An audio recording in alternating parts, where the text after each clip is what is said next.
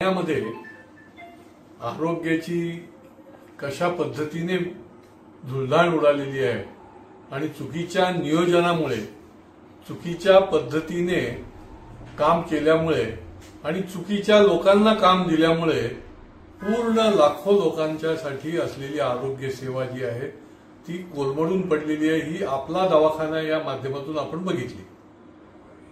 कालच आयुक्तांच्या माध्यमातून त्यांच्याबरोबर आमची निरनिराळ्या विषयांकरता बैठक असताना याच्या संबंधामध्ये देखील बैठक झाली आणि त्यांनी असं सांगितलं की आम्ही 43 ठिकाणी आता आपला दवाखाना बंद झाले, आरोग्य मंदिर की ज्याच्या माध्यमातून शासकीय निधी या ठिकाणी आधीच ऍडव्हान्समध्ये आलेला पण आहे।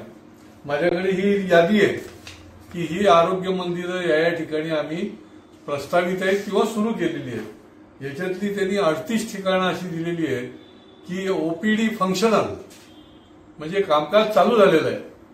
ताबडतोब मला आनंद झाला आणि आम्ही आमच्या सहकार्यांना घेऊन काही ठिकाणी जे आहे ती दौरा केला, त्या ठिकाणी पाहणी केली आणि इतका संताप येण्यासारखी गोष्ट आहे की काही ठिकाणी फीत कापलेली आहे, फीत कापलेली दिसते, परंतु त्या ठिकाणी आरोग्य केंद्र जे आहे ते मंदिर आपण म्हणतो, आरोग्य मंदिर नाव दिलेलं आहे, ते सुरू नाही आहे।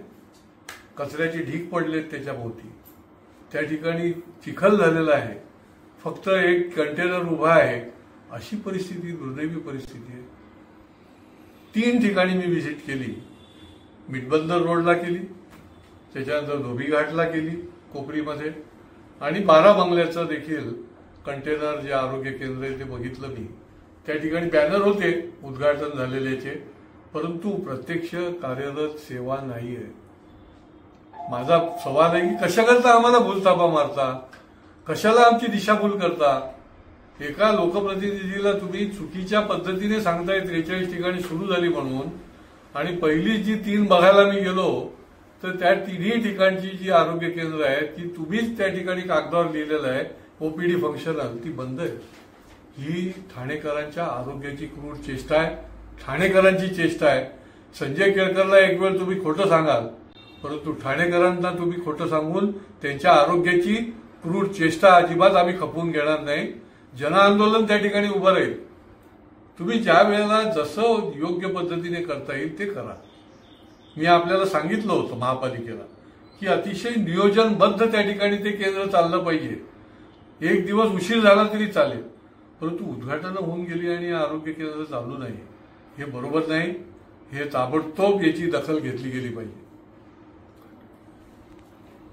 ठाणे येथील कोपरीला प्रसूतीगृह आहे, आपल्या इथे छत्रपती शिवाजी हॉस्पिटललाही बऱ्याच बेड्स कमी पडतात, आता ते वाढवणार आहेत।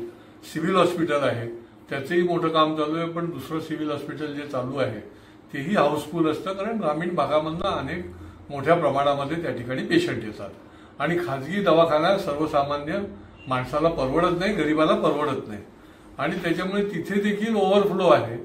पण हे जे कोपरीचं प्रसूतीगृह आहे तिथे देखील मी व्हिजिट केली। त्या ठिकाणी दुसऱ्या मजल्यावर 20 अद्ययावत अशी त्या ठिकाणी NICUची मध्ये ती बच्चूला ठेवण्याकरता ज्या काचेची व्यवस्था केलेली असते पेटीची, त्या 20 पेट्या त्या ठिकाणी 5 महिने तशाच पडून आहेत। सांगितलं जातं की टेंडर काढलंय, कोणी येत नाही, परत काढलंय, कोणी येत नाही। हे काय कारण झालं? अहो, त्या प्रसूतीगृहातल्या पहिल्या मजल्यावरच्या बच्चूला देखील समजा अत्यावश्यकता भासली तर वरती 20 पेट्या आहेत, पण त्याला देखील छत्रपती शिवाजी हॉस्पिटलला पाठवायला लागतं। तिथे फुल असेल तर त्याच्या पालकांना प्रायव्हेट हॉस्पिटलमध्ये ठेवायला लागतं। ही इतकी आरोग्याची तुम्ही हेळसांड करताय, इतकी दुर्दैवी अवस्था आहे।